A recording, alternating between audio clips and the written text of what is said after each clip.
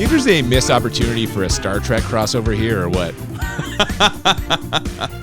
Oh, man. You think the plane at the end should have been a Star Trek spaceship? Is that what you're saying? It's the next generation, man. Why not? Oh, I thought you were talking about the Alien crossover that was brought up near the end of this movie, but you're right. Next generation. No Alien crossover at the end of this. Oh, God, yes. Stop it. It's just a regular plane, man. No. It is a regular plane. Oh, it appears to be. It's okay. This is, of all the weird stories attached to this movie, I cannot believe that we're going to start with the plane is being flown by aliens. I know. I went way further than I needed to. This is just Texas Chainsaw Massacre, the next generation. So put the Star Trek people in there. I agree. Maybe Leatherface is on a Starfleet ship somehow. It's like Jason going on that cruise Jason to New York. X. No, he goes to space. Oh, Jason that's X. true. We could just do that. Leatherface could have definitely been traveling to space, and you wouldn't want to see him carving up Jean-Luc Picard. No, I would hate that. The for inferior Picard. Captain of Star. Don't you dare! We're gonna start this again. Don't you dare. Welcome to Bad Movies and Beer. I'm Cooper, and I'm Nolan. And today, for our Halloween episode, we are discussing Texas Chainsaw Massacre TNG: The Next Generation. Oh my God, so weird. What if anyone calls it that? No. Probably not. I hadn't made that connection at all until you just brought it up. We're both fans of the original Texas Chainsaw Massacre. It's one of my favorite movies ever. And we're fields away from that at this point. Is that an expression? We can make it one. I think that it works. Yeah, this is really, really strange. On the back of it, it sort of says it's a comedy in some ways, and it doesn't come off like one. And I think, to be honest, that was a reviewer's comment. They were suggesting this was sort of the most comedic take on the series, and I didn't get that at all. I guess we'll express it as we go through and talk about it, but I did not get the comedic bent here. A lot of people, I think, because I read some reviews about this as well, and a lot of people had that it was like, it's a parody of whatever, and I don't know, man. This just seems like they made an attempt at refreshing this franchise with, as it turns out, some future stars of cinema. Mm-hmm. Yeah, some big names in this. Leading lady Renee Zellweger in this yeah, plays Jenny, the sort of main protagonist, and the main antagonist, the sort of most evil character here, is played by Matthew McConaughey. Yeah, and I kind of alluded at the beginning to like the various theories and stories about the movie. This is like the most famous story about this movie. It was filmed when they were just kind of starting out, struggling actors still. And then when he broke out with Dazed and Confused and she broke out with Jerry Maguire, the producers like wanted to re-release this, take advantage of that, but both of their management teams were allegedly against it, which is ridiculous. I feel like every actor, every person even, has something in their past they wish they could get rid of. Your past's probably filled with stuff that you don't want getting out, huh? I don't know. I feel like your closet would have a few more bones if we opened it than mine, but No, don't be silly. Anyway, we're going to cover all of the various theories and tales around this one. But first, as we always do, we have paired this movie up with a beer, and I'm very excited to be giving this a shot. What are we drinking today, Noel? Yeah, no, this is exciting. I've had quite a few beers from this place. This is a beer from the Neustadt Springs Brewery from Neustadt, Ontario, just a small, really cute town. It was a classic brewery. This actually was a brewery that was opened in 1859. And damn, seriously? Yeah. Wow. So they've been around forever. Obviously, the style of beer that they make now is much different than they once did. They have a whole list of craft brewery styles. So they've got sours. I've had a bunch of those, pale ales, stouts, IPAs. And this is a stout we're drinking tonight. What a great connection. Our movie, of course, takes place in Texas, and we are going to have ourselves some Texas tea stout. Love it. So I've had a couple of things from this brewery as well because my friend lives close by to there, and he grabbed this for us and a couple other things. And they do, you mentioned like classic brewery, they do still make some traditional style beers. I'm sure I had like a couple of like Pilsners, like a dark lager from them as well. So it is a good mix. If you, whatever kind of style you like, you'll probably be able to find something there. And truthfully, I've enjoyed everything I've had from there. So yeah, really cool old building, right? They've been around forever. Going in, I was expecting it to be only traditional styles. And when I saw their sort of beer offerings, I was really surprised at everything they do. I kind of bought one of everything when I was there, and there was a lot of different stuff and tried them all, and I was impressed with it. This one says that it uses specialty malts for a smooth beer and add local honey for a sweeter mouthfeel. So that's going to be, I think that's going to be a nice little treat, that like local honey in here I think that's probably what makes it taste like Texas tea. Yeah, we're gonna get a much nicer mouthfeel than some of the characters in this movie got. Oh my God, not having Matthew McConaughey shove his fingers in their mouth? Yeah. I think some people might sign up for that if they had the option, frankly, but maybe not. Then he wasn't famous then, who knows? Anyway, why don't we crack this open again? I can't wait to taste this. Yeah, let's do it.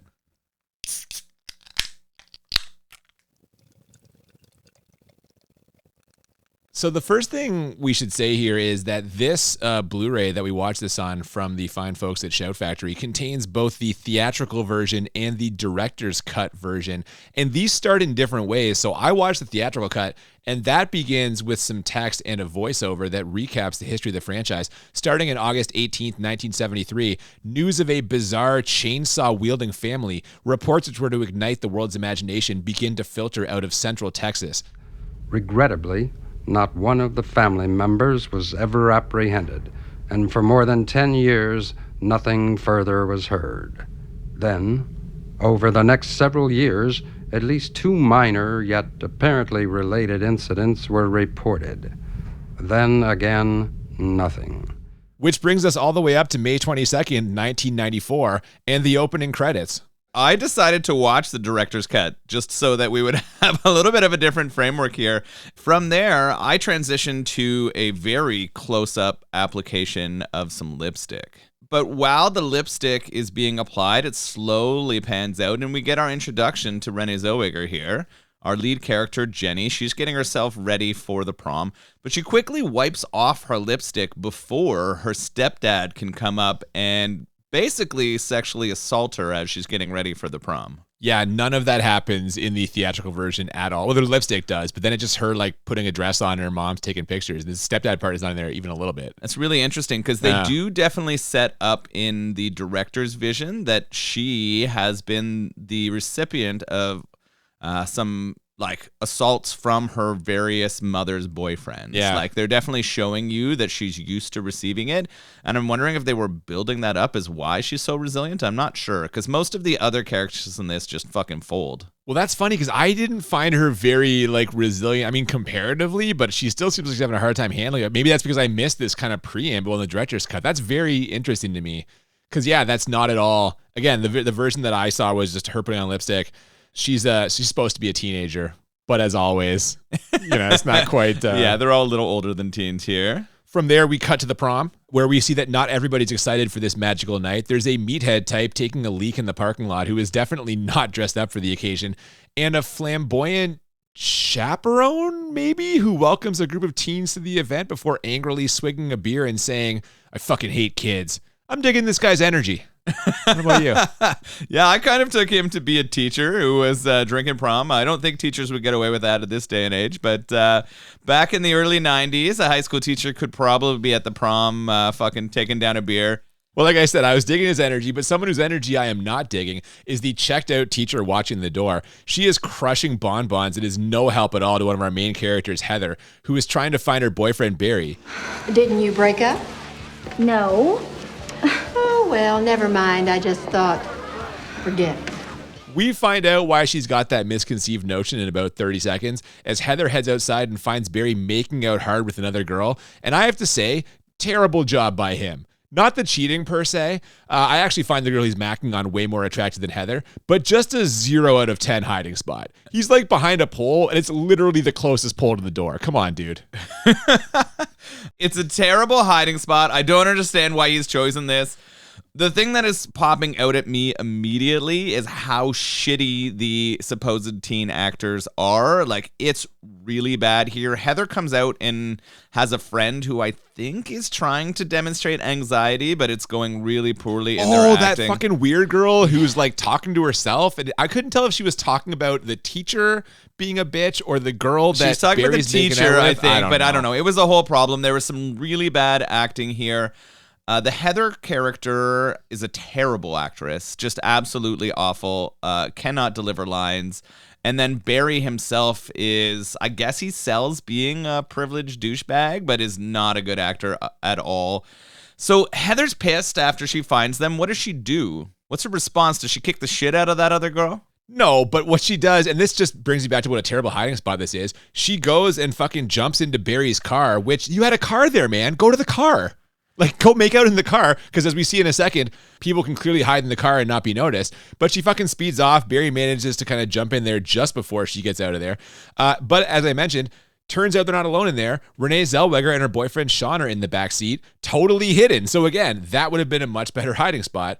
Well, all I can say is maybe he did go there and he found Zellweger and Sean in there. He already tried that. Did the Grandpa Simpson loop around the thing? That definitely didn't happen. But you're right. He had a car available to him. He could have found a more private space. Oh, but these two pop up out of the back seat just in time to shoot down Barry's incredible excuse for why he was cheating on Heather.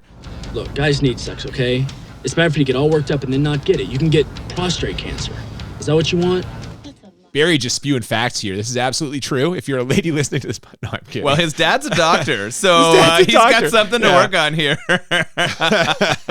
Oh, man, Jenny quickly shuts him down, rightfully so.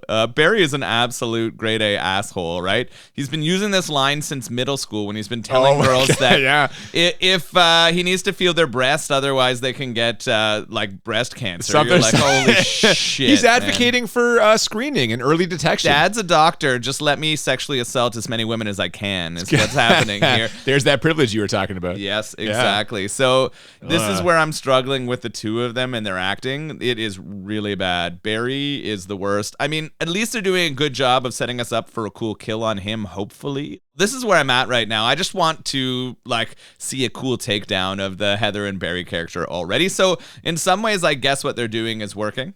Either way, they have bigger things to worry about right now than this argument, like the fact that they get into not one but two car accidents. The first one is fairly minor. It happens when Jenny, that's Renee Zellweger's character, like you mentioned, pops up out of the back seat. That distracts Heather, who runs a stop sign and gets clipped. But the second one is a much bigger deal.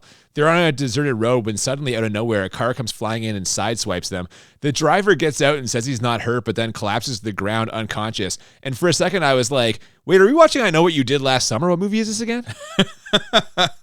I don't understand how they're lost so quickly. They leave the town and then they're lost in the woods almost immediately. They were just setting them up to get lost and taken down in the woods, and I thought it was kind of ridiculous. So they've gotten this wreck. Barry is pissed because now his dad's going to be mad about the car. Well, yeah, the car won't start, and they are legit worried that the kid driving the other car is going to die, so they decide to go looking for help. Well, most of them go. Sean stays behind with the I'm not hurt guy, who is in fact very hurt. Fun fact, his character name in the credits is literally I'm not hurt. That's how he's listed, for real. Anyway, it takes them a shockingly short amount of time to find a real estate office / trailer, like the kind they set up when they're getting people to buy in a new development. And this is where we meet what I'm assuming is your favorite character, the relentlessly perky and impressively big-haired Darla. Oh. Seriously, her hair's like a lion's mane. It's very much like a late 80s, early 90s hair. She's definitely poofed it up. This character immediately gave me problematic vibes. I was not in terms of wokeness, but in terms of she is a part of the what will be evil crew. Oh, later. See, I didn't get that at all. Oh, immediately I was like, this girl is down with it. As soon as she started talking to them in such a pleasant way, and as soon as she made the phone call, I was like, she did not call for help. Well, right? Yeah, that part's a little bit of an very alarm quickly. Bell. She too quickly starts talking about her fake to Renee Zellweger. It's before she's even figured out what's wrong, she's like, yeah, I got these babies last year and I can't tell you how many more sales I've got. And she's probably not wrong. We get a rock thrown through her window while they're having this conversation, and she runs over and then flashes her tits. That's her move when she's pissed at someone, is to show them her fake tits. I've made it, eat it. It's a power thing. She's a modern, empowered woman. I don't know. There you go. She kind of reminded me of Kathy Ireland's less attractive sister. You know what I mean? Or Kathy Ireland, supermodel of the. All right, I guess so. Yeah. Yes, but so as you mentioned, in between talking about and flashing her surgically enhanced boobs, she calls not the police, not an ambulance, but a friend of hers named Vilmer, and that is Matthew McConaughey, who runs a wrecking company and thus owns his own tow truck. He also owns a mechanical leg and a real sunny disposition. Yeah, he ends up showing up at the car crash in his Illuminati tow truck. It literally. Let's not spoil what happens later. It literally says it on the tow truck. I wrote it down in my notes. Yes, the side of the tow truck says Illuminati. Feels heavy-handed to me. Absolutely, it was. They were not keeping this quiet. He is on fire. I bet you Matthew McConaughey had a lot of fun in this role. He is definitely at a 12 if the scale is out of 10, because he comes out here. He is just spouting all kinds of nonsense, and he goes over to the kid and says that he's dead. Sean begs with him to try to get him some help and tells him he's fine, and McConaughey snaps his fucking neck. Yeah, that's right. I think he says he's dead now. And I really like his line here after he kills that driver of the other car. Sean starts backing away and is like, "What are you gonna do? Well, first, I'm gonna kill you. It ain't no fucking biggie." yeah, no biggie. Just stay there a minute while I murder you, will ya? Oh my God. The interesting thing about his character, and I think with this movie in general, is it's graphic, but it's more about the psychology behind torturing people before you take them down. Well, that's the whole theme of like him / this. We get this giant conspiracy later, and it's apparently about making people experience fear. Yeah, making them afraid. And so he is like trying to create horror in Sean. He's doing so by being manic and freaking out. Sean sort of starts running away, but McConaughey gets back into his truck and starts following him. He's really fucking toying with him here, but eventually he knocks him down with the truck, and then how does he finish him off? Well, yeah. That happens in a couple of minutes, but before then, we get some footage of his friends who are just blissfully unaware that anything is wrong. Darla gives them a friendly farewell, apologizing for not being able to drive them back into town, but promising the wrecker will be there soon to pick them up. But then we see Sean trying to get away from old Vilmer, and unsurprisingly, he does not. Partly because he got winded quickly because of all that weed he smokes, and partly because he did what all dumb characters in horror movies do when they're running away from someone. He stays on the main road.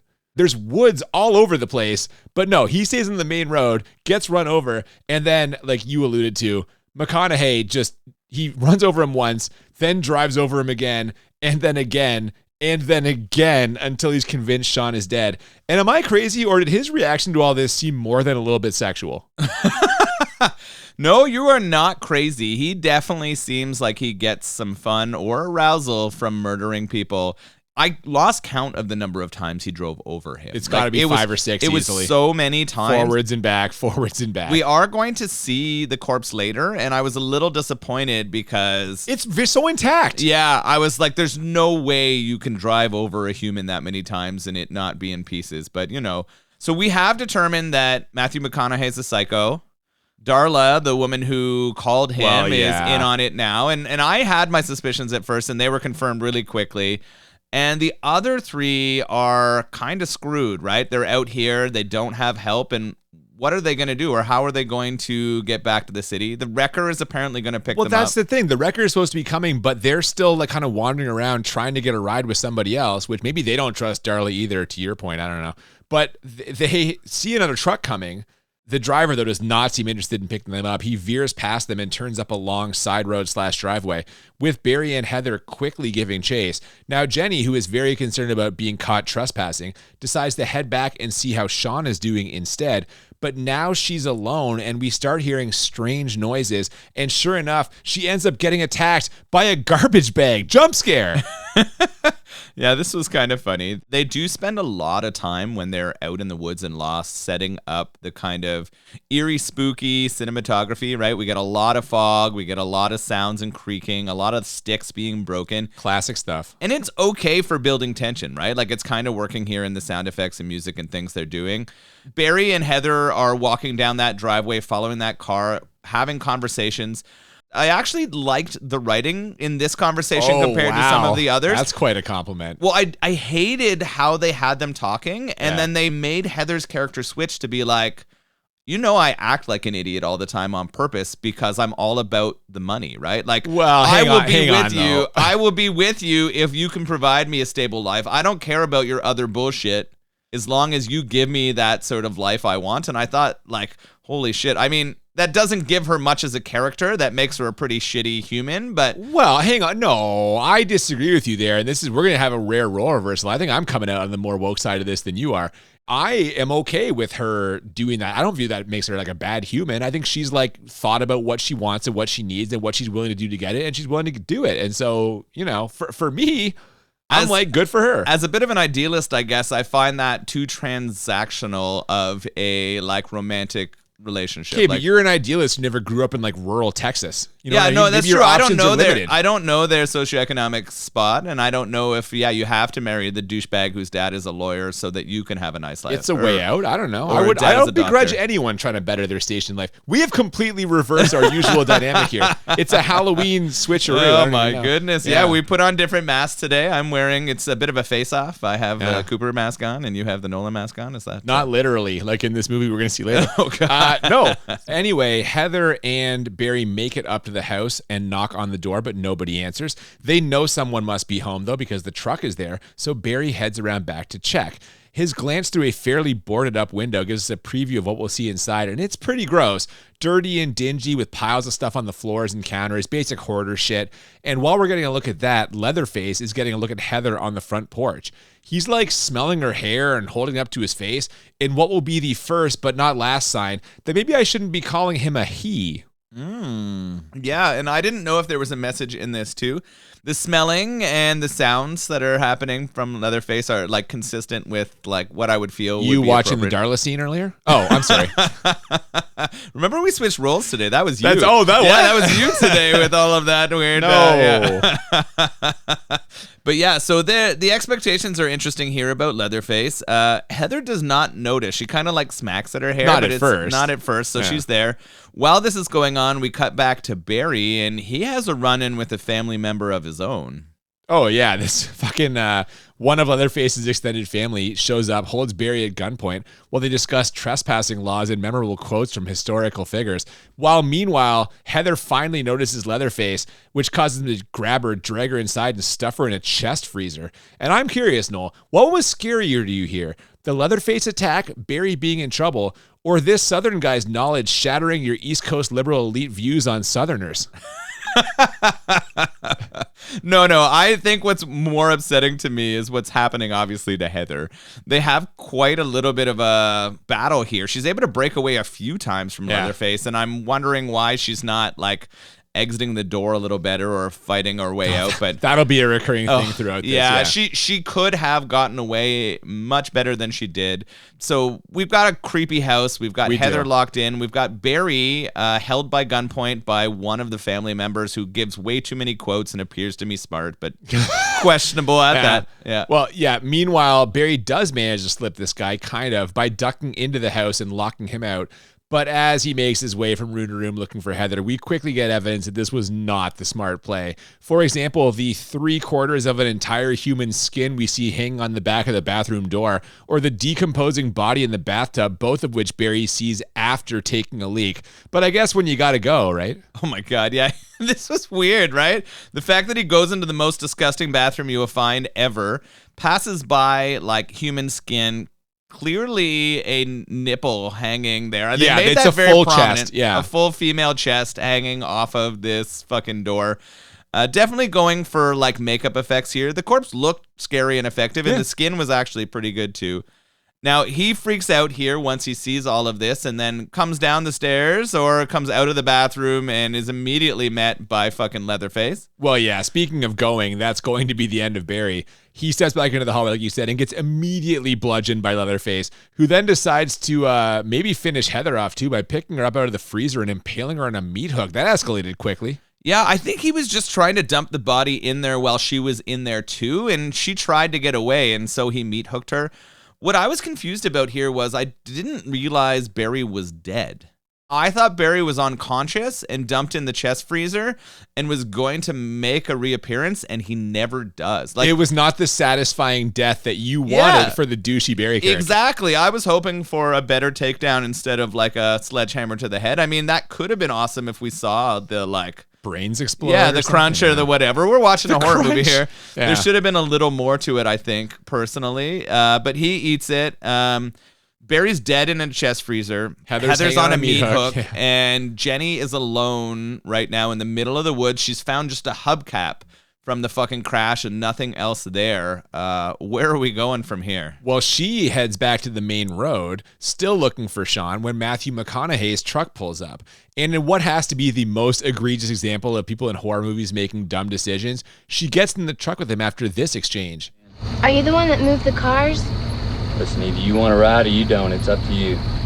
Where's Sean? Is that your boyfriend? Yeah, he was the one that wasn't hurt. Do you know where he is? I know exactly where he is. Now, why don't you get in? Well, where is he? God damn it, I said get in the truck. And she does. So I guess in this friend group, none of them is the smart one. Yeah, they're not making good decisions here. You're not getting into a truck with a guy who is acting this fucking manic. You're worried about your boyfriend, and this guy's cleared everything. That's the only reason I can see her getting in there. She thinks that this is her way out. So she gets in, and immediately he starts fucking laying it on hard. Oh, yeah. It takes him about 10 seconds to start creeping her out by telling her a story about an old man picking up a young female hitchhiker and killing her. And then by having Jenny look in the back of the truck where, surprise, Sean's not that destroyed body is hanging from his hook, along with the body of the driver who hit them. This is all part of some weird lesson Vilmer's trying to teach her about what fear is and or how the world works, to borrow a phrase from producer John. And he lets her out of the truck just so he can toy with her some more. Or, to be more specific, so we can steer her towards the house where Leatherface is waiting. We do get a chase scene of her running through a field and him driving after her. And he's not too upset when she runs away or gets out of the distance of the truck. She hides in some trees and he flashes the lights on her and he just kind of smiles and backs away. And after that, we hear a very nostalgic sound for the Chainsaw Massacre movies, right? Yeah, we do. And that is Leatherface coming to get her.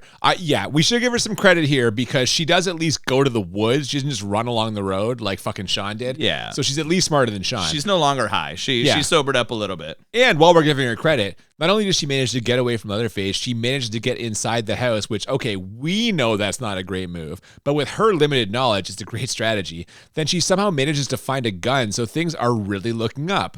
But just as quickly, they come crashing down because the gun isn't loaded. And after being forced to jump out a window, Renee Zellweger finds herself trapped on the roof, where she then decides to climb up a giant antenna rather than down to the ground in safety. And by Renee Zellweger, I mean what is clearly her stunt double.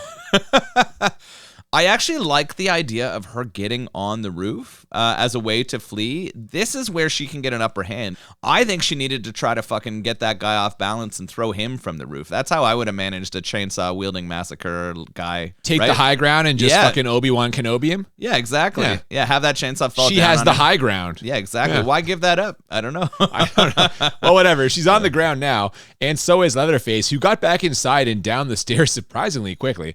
So the chase is on again, and with limited knowledge of the area, Jenny heads back to the one friendly face and place she's seen, the real estate office / trailer where that fox Darla lets her in. And how does Darla comfort Jenny? By immediately gaslighting her. Yeah, this was some really strong gaslighting. Oh, grade A gaslighting. I mean, someone could study this movie and pick up a bunch of gaslighting. Barry was also a master of it to fucking Heather in the car. Blue balls are real, no? We all cancer. No. So she gets back to the agent's place, and who does our fucking Darla call? Vilmer. Yeah. Clearly. Well, Vilmer and also that other shotgun dude. Yeah. Because he's the guy who shows up. I don't even know if they give us his name. He's just like the worst family member. The guy with the quotes. Quote man. Yeah, no, Darla is in on it. Turns out that she is also a part of this fucked up family, which we learn when that history buff memorable quotes cousin shows up after she makes that quick phone call. They tie Jenny up, stuff her in a garbage bag, and throw her in the trunk, then continue their diabolical plan by going to pick up some pizzas. I think you got something in your trunk. That's just somebody I got tied up back there. Really? Uh-huh. They are maybe not taking this super seriously at this point. Yeah, this is a problem for me, right? This is one of those scenes that the whole thing they're suggesting is that, like, pretty white women can get away with murder. But we see her, she terms her way out of trouble in a second when that cop shows up. Officer wants to know what she has in the trunk, and he absolutely will take no for an answer. Yeah. Oh, yeah. Jenny's in the trunk, and Darla goes out to tell her to shut the fuck up. She tells her that she can't breathe, so she pokes a hole in there for her. But this whole time, there's a police car right behind them, and neither officer questions why a garbage bag covered woman is being kept in a trunk. Darla's very charming. She has fake boobs, and it gets her whatever she wants. She said her sales are through the roof. Yeah, exactly. She's sold both the employee of the pizza place and the police officers. Fucking working that drive-thru. Yeah, oh yeah. Yes, she has. And having successfully eluded a couple of Texas's finest, Darla drives back home where she finds Heather in the middle of the road, having somehow gotten herself off that meat hook. Heather is excited to see her at first, but that changes when Darla starts whacking her with a stick. And maybe I'm biased because I'm a fan of the Darla character, but this part was adorable. She's like gently rapping her with the stick. I don't know. I hated this. I was Did so you? upset. I was like, this didn't make any sense to me. She clearly was trying to knock her out, but she picked like the smallest stick and did it twice, she's and then it gently didn't do anything. jabbing at her. Yeah. I'm like, oh, it's so cute. I don't know. Darla, I wouldn't have checked the trunk either. I'm all in on Darla at this point. yeah, okay. Well, just mostly because of the fake breasts and the big hair. That seems more like something you'd be interested in. Well, we switched roles this week, remember? We're maybe. talking about it. Here's what's not adorable is the family dynamic we get to see now back at the house. The memorable quotes guy likes to get rough with Leatherface, who is apparently just living his truth by dressing up like an old lady at this point. And it turns out that Darla and Vilmer are lovers and hopefully not related. We don't really cover that part, but I hope it's not the case. But either way, the relationship is not the most stable, as McConaughey is very surly and even gets a bit physical with her when he discovers his many, many batteries aren't charged. He needs those batteries for his to work. That is not true. It's for his mechanical leg. We don't know if he has a mechanical dick. Could you imagine if he had one of those fucking He robot does. things? Yeah, this is my theory. Well, this is my theory of the movie, is that it's not about his mechanical leg. It's about his mechanical All of this is, just to get him up so that he can Darla. That leg needs to be able to straighten, Noel. Yeah, exactly. And this is where the point where memorable quotes guy essentially accuses her of being the Yoko Ono to this family of homicidal maniacs because everything was just fine until she showed up. I actually kind of like the scenes where we're getting the franticness of the family losing it on each other. Franticness is a great word because that's the energy level here. It is madness, right? The Matthew McConaughey character is just kind of punching everyone. Everyone's kind of talking back in an underhanded way. We've got Leatherface, who's sort of afraid of all three of them. Despite murdering and killing everyone, Leatherface seems to be the not mature small child of this, even though they're the bigger, stronger version of all of the people who are here. That's a major problem I have with this, and we'll talk more about that when we get to the ratings, but please continue. The thing that's confusing me is we're only halfway through the movie here. Yeah, we're a shockingly small amount through this for what's happened and what still needs to happen. We got to the family rather quick, and we got to Barry being dead, Heather pretty much dead, Jenny being the only one left alive, right?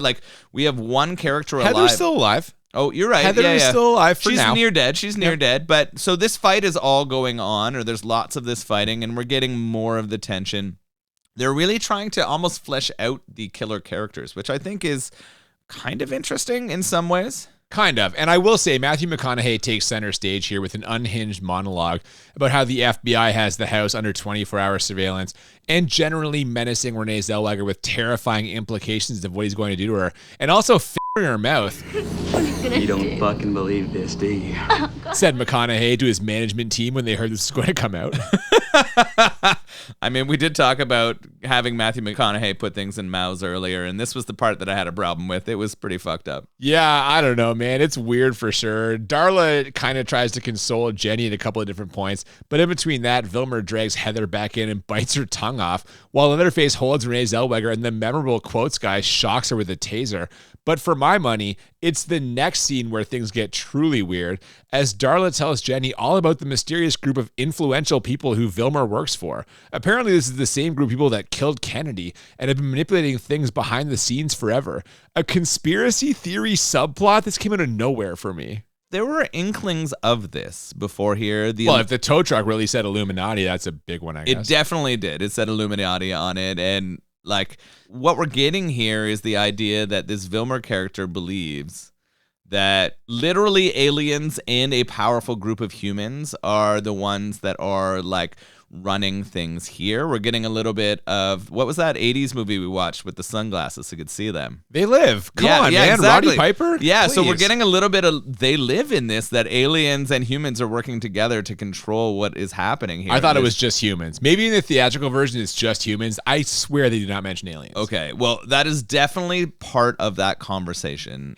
And Vilmer and Darla believe this is who is telling him to kill and create fear.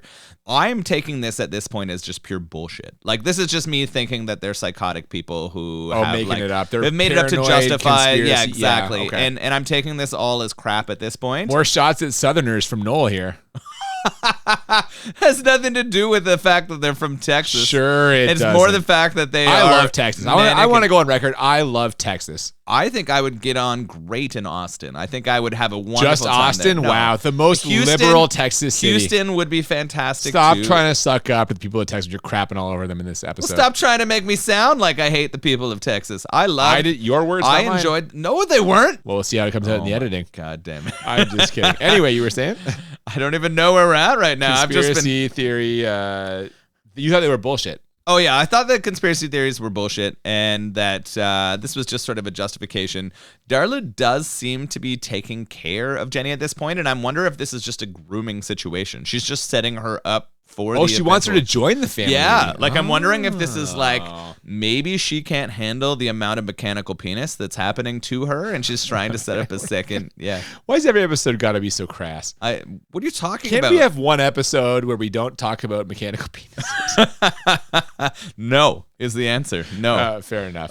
Yeah, I mean, I don't know how much this is real either, but they pretty much just start fucking with Renee Zellweger at this point. McConaughey holds a knife to her throat and tells her she's got 10 seconds to give him a reason not to kill her. Her answer is, "You want me alive for some reason," which, does that count? That's not a reason. Well, yeah, because she knows that he wants to be inside of her. That's the thing he's trying to do. Do you think that's what's happening here? That is what I thought was happening before we got more revealed. I thought he did want to have sex with her before he killed her. Well, regardless of whatever his motivations are, he starts roughing up Darla now, and she fires back up at him, which is enough of a distraction for Renee Zellweger to grab a shotgun off the counter. She tells the family to back off or she'll shoot, but haven't we already been through this? The gun's not loaded. Yeah, this seems like a bit of an empty threat. Everyone other than Matthew McConaughey are kind of like, okay, we're going to back down a little bit. Matthew McConaughey is, however, not buying it. She's like, you're not going to fucking shoot me. Even if you do try, I don't think that this is loaded. There's no shells in this thing. Well, he knows this. Well, that's only half true, actually. He knows the first barrel isn't loaded. How does he know? How does he know? Because he left it lying there. It's all no. The whole thing is they're fucking with her. This was I thought it was just the brothers. Fucking with her. Yeah. No. Yeah. He's laid this out. He grabs the gun. He shoves it in his mouth. He dares her to pull the trigger, which she does. 2 predictable results. And a couple of things did surprise me here, though.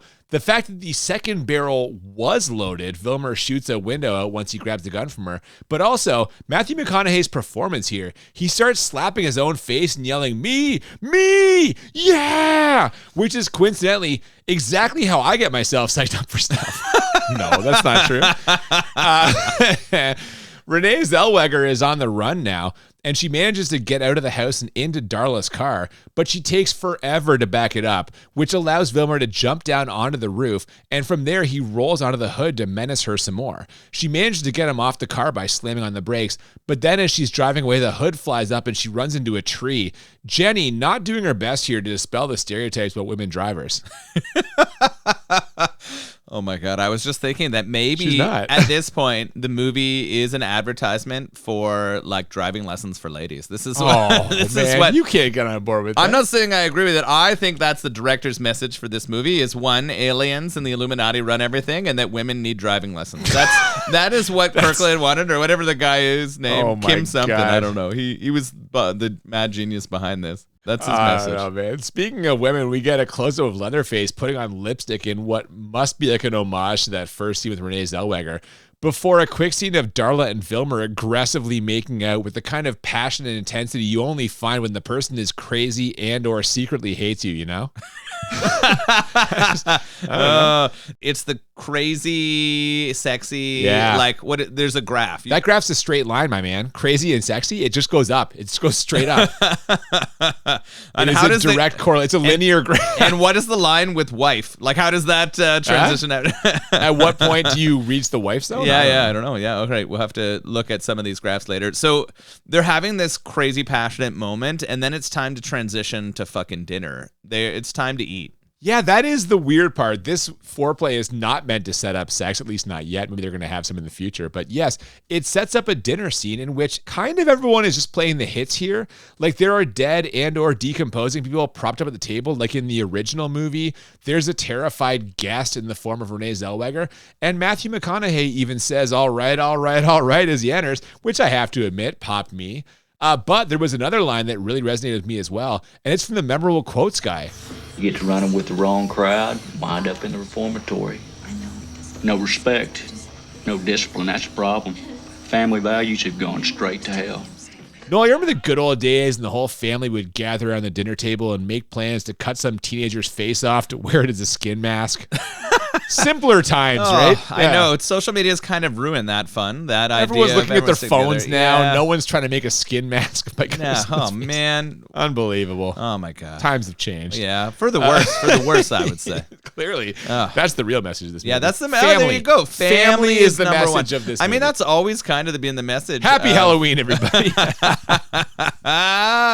So we get a bit of a Buffalo Bill here, right? Leatherface in this is trying to create his own female sex suit. This is his sort of moment to find his true identity. And Matthew McConaughey is being a good brother, you're saying. Yeah, kind of. But that's not how this ends. This is all really strange, and we're having this dinner, and we're getting this sort of psychological horror, and then another car pulls up. Yeah, so we do get a car pulling up after them menacing Renee Zellweger for a long time and about cutting her face off. Part of me is like, just get to it already, because like, fuck, I feel like we're dragging now.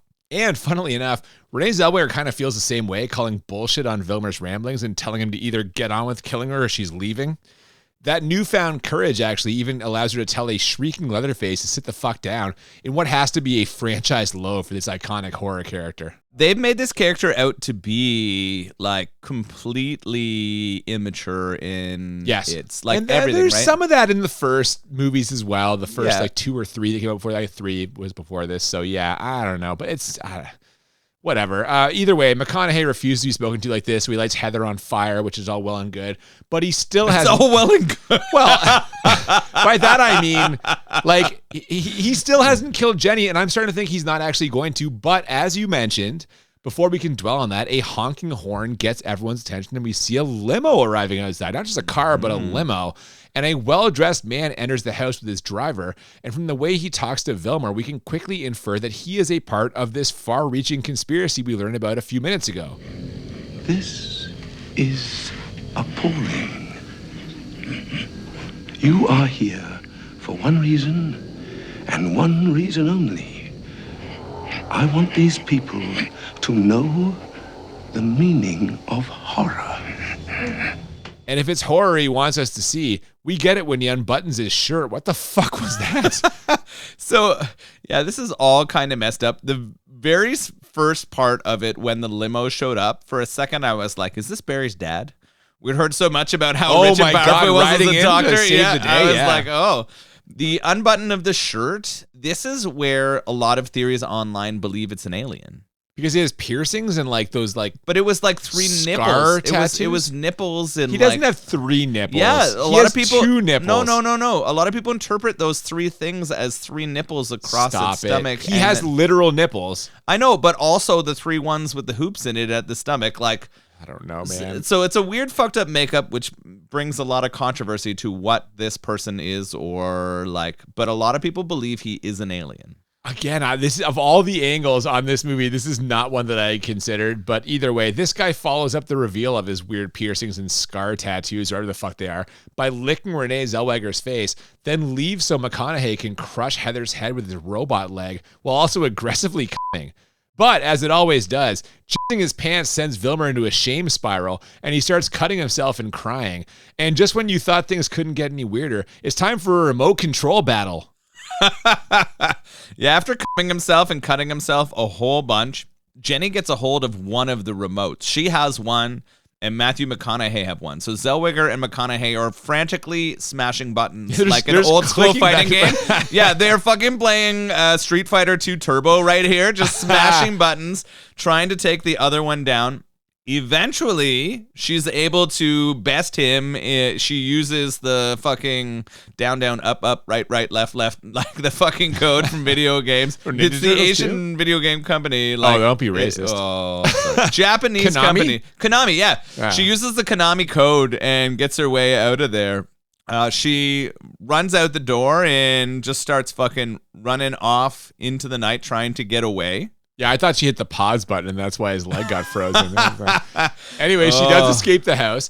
this time running into a nearby field where she happens upon a couple of old RV enthusiasts who are drinking Bloody Marys while driving and who refer to each other as Mr. and Mrs. Spottish. They open the door of their camper so she can jump in before Leatherface hacks her up. Matthew McConaughey has regained control of his leg and uses his tow truck to run them off the road. That's a quick cameo for the Spottishes, huh? It was so fucking weird. Yeah. It was just this friendly old couple who were drinking Bloody Marys while driving. Well, yeah, that's not true. drinking and driving. Drinking while driving. Yeah. Drinking Bloody Marys. Key difference. Having a good morning. They were going to leave her until they saw Leatherface come. Yep. Like Mrs. Spottish says, there's a monster chasing her, and then she opens the door. She's not British, I don't know why I'm... Yeah, I just think it's a British sounding name. Yeah. And so I'm going with it, but she was definitely American. They do get Renee Zellweger in there. They get crashed, like you said. Zellweger climbs out on top of it, and Leatherface has the chainsaw on this whole time, is driving around... swinging it around wildly. Yeah, trying to like hit the edge of the RV as Zellweger's on top. Eventually, she gets off and starts to run. It's once again a foot race. Yeah, she's trying her best to make it back to civilization with Vilmer and Leatherface in hot pursuit. But just then, I shit you not, a random prop plane that's flying around spots her and flies low enough to brain Matthew McConaughey with one of its landing wheels. This obviously mortifies Leatherface, who collapses into a heap, having apparently gotten the vapors. Oh, heavens. Just not a strong moment for this horror icon. No, it is not at all. So I saw this a little differently. All right, it was an alien flying the plane. Well, no. So they show the prop plane earlier, and I'm like, this is a weird shot. It's gonna. Well, they show it like a minute, 30 seconds earlier. They don't show it a long time. No. But like they show it at the same time they introduce the RV, and I'm like, it's weird that they're zooming in on this prop plane. But it is insanely accurate for a prop plane to come down. We also don't know why it's helping her. Well, we do know because the alien lord told the alien ship to come. The alien lord. So it brains Matthew McConaughey, ends him. His time working for the Illuminati is over. Leatherface, loses their mind, just tears and yelling and shouting and spinning around in circles with that chainsaw. I like how you said there. I mean, they've Nolan's transitioned. back, everybody. We switched back to our normal role. So where do we go from this? Like, what happens to Zellweger now? Well, Vilmer's dead, but she still has Leatherface to worry about. But the great news for Jenny is she spots a limo with a door open and driver waiting. She sprints over to it and dives in, only as we know, and as she quickly finds out, this is clearly that Illuminati guy's car. He of the fucked up chest and face licking, and that means the horror continues. Or does it? All this, it's been an abomination. You really must accept my sincere apologies. Is he talking directly to the audience here, or what? The audience and Jenny, I think. It's both. It's both right here. I'm sorry about this movie, guys. We thought this was going to work out. It did not work out. No, it does not. I guess this super powerful group of elites has decided to cut bait with the hillbilly murder shack. And so he offers Jenny a ride to the local hospital, which she accepts. And as the police officer assures her that they will get to the bottom of this, an orderly wheels an older lady by in a gurney, and she makes deep eye contact with Renee Zellweger. And fans of the franchise will immediately recognize her as Sally, the sole survivor of the original movie, and she's here to provide Jenny a harrowing look into what her future could be, but also provide a little fan service. Huh? Yeah, I think it's more the fan service than a look into Jenny's future here. Establish that connection. Yeah, they're trying to throw back to the original. So we do get that weird homage. It's not long enough, and it very quickly transitions into a sunset. Well, we get a quick shot of Leatherface spinning his chainsaw around maniacally in that field he was in, and then we hit the credits for some high-quality fiddle music. Don't mind that. Yeah, I was going to say that. All right. What a weird movie. Yeah, I was going to say ending, but I like the whole thing is strange, right? Because it follows a very similar tone, but then so much comes out in the last 15, 20 minutes of this thing that completely changes the direction of everything we've seen, too. And I think that they were trying to close out the series with their own perspective on what this was all along. Well, they're clearly working through something here with the whole Illuminati conspiracy part, because that is obviously a screenwriter / director choice to make that such a prominent part of this, and it's a weird way to wrap up, I guess, the first timeline or whatever it is you're saying. Yeah, it's the first timeline. And we're gonna clearly share some thoughts on that as we transition to our ratings here. The way we always do this, we rate the movie on a scale of 1 to 10 2 times. 1 to 10 for how bad it is, 1 to 10 for how enjoyable, and the goal is to find movies that are a 10 out of 10 on both scales, or what we call the Crit 20. And when I think about this movie, I mean, it's definitely creepy.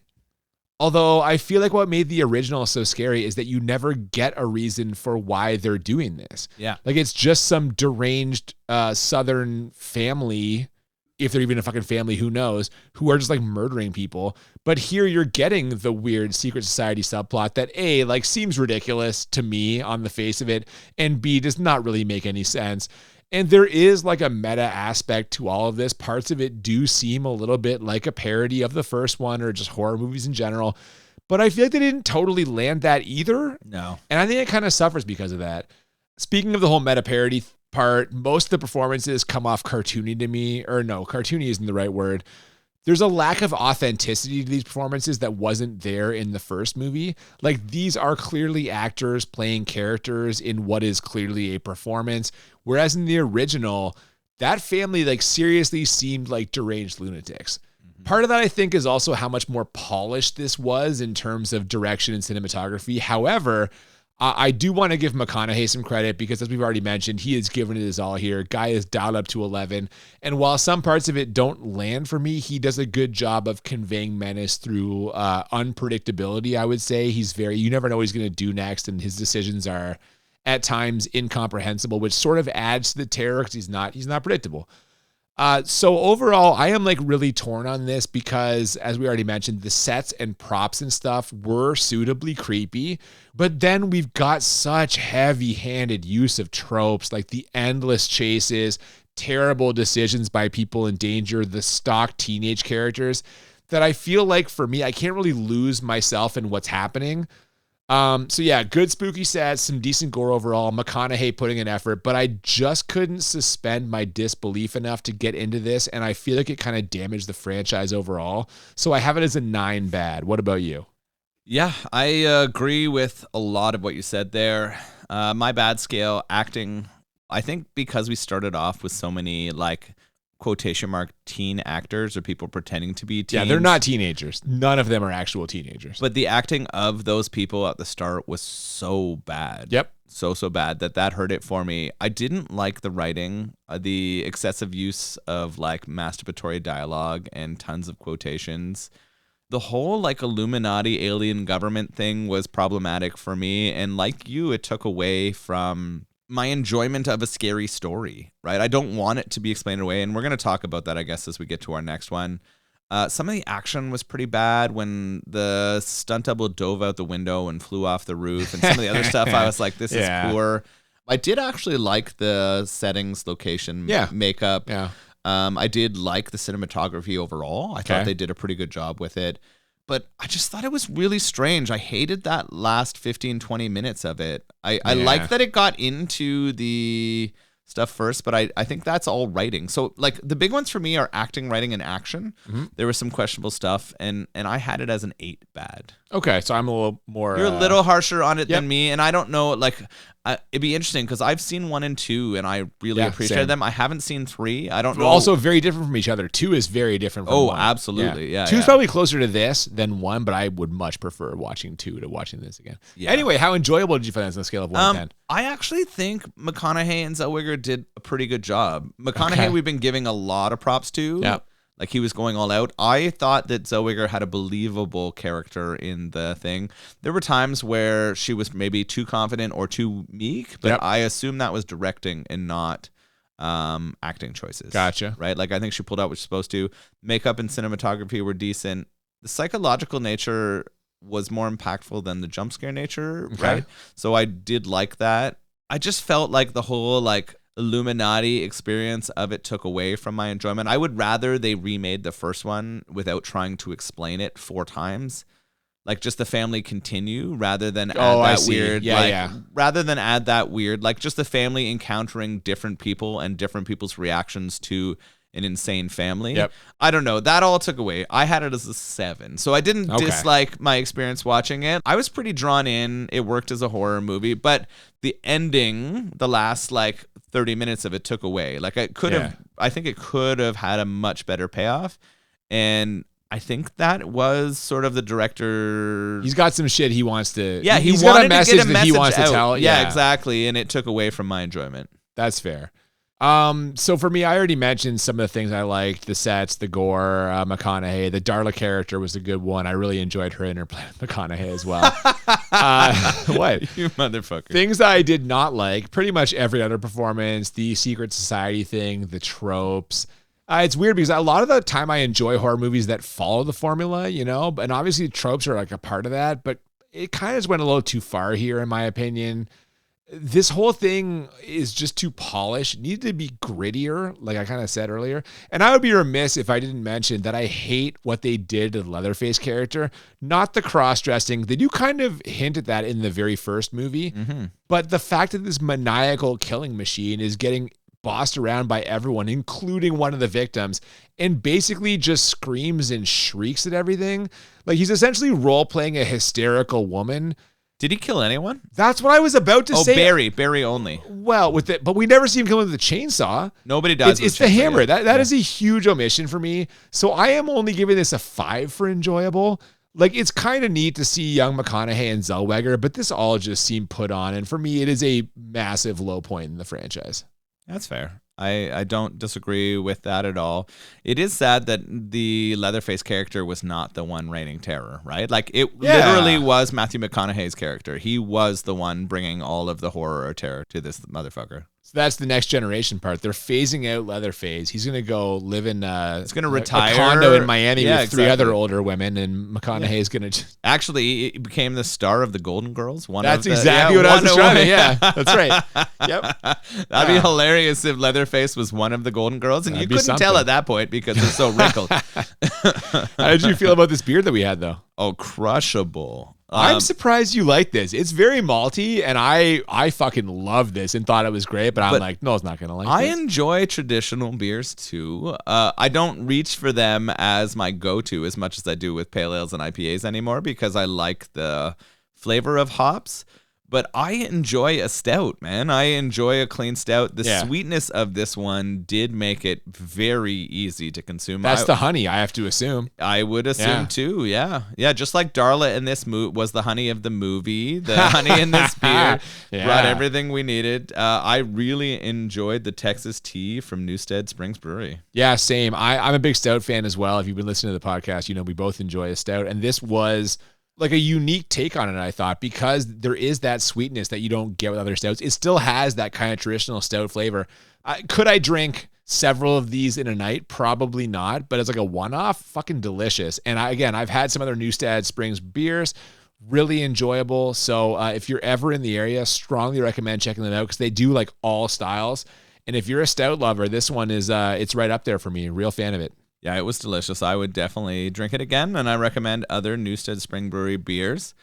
For sure, a delectable beverage, one that you should drink. What are we going to be consuming next week?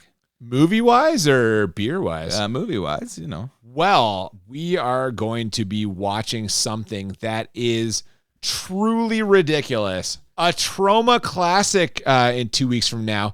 Sergeant Kabuki Man, NYPD. Excuse me? Is a Japanese kabuki character who is a sergeant in the New York Police Department, apparently.